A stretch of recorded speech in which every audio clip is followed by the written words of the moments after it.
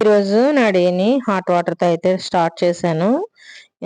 తాగేసిన తర్వాత 1 hour workout చేసి 1 litre water అయితే తీసేసుకొని క్యారెట్, బీట్రూట్, ఉసిరికాయతో చేసుకున్న జ్యూస్ అయితే ఒక గ్లాస్ తీసేసుకున్నాను.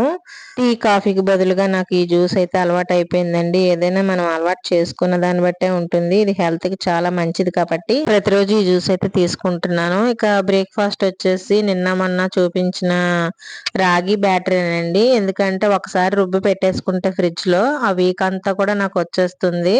అందుకని చెప్పి ఇంకా పదే పదే మనం రుబ్బుకునే శ్రమ కూడా ఉండదనమాట. ఒకసారి రుబ్బు చేసేసుకొని ఫ్రిడ్జ్‌లో పెట్టేసుకుంటే ఇడ్లీ గాని, దోస గాని ఇలాంటి ఊతప్పం గాని వేసుకోవడానికి ఈజీగా ఉంటుంది. ఇక లంచ్ వచ్చేసి బ్రౌన్ రైస్ తీసుకున్నాను ఈవేళ.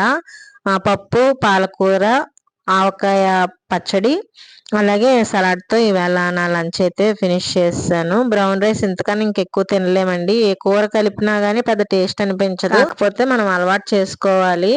ఇదిగోండి ఇంకా లంచ్ అయిపోయిన తర్వాత 4:30 ఆ టైంకి నేను వాకింగ్‌కి అయితే వెళ్ళాను. సమ్మర్ వచ్చేసింది చూసారా ఎంత ఎండగా ఉందో.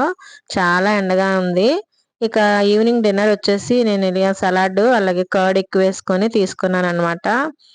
మీ అందరికీ ఈ వీడియో నచ్చిందని అనుకుంటున్నానండి. నచ్చితే గనక తప్పకుండా ఒక లైక్ ఇచ్చేయండి.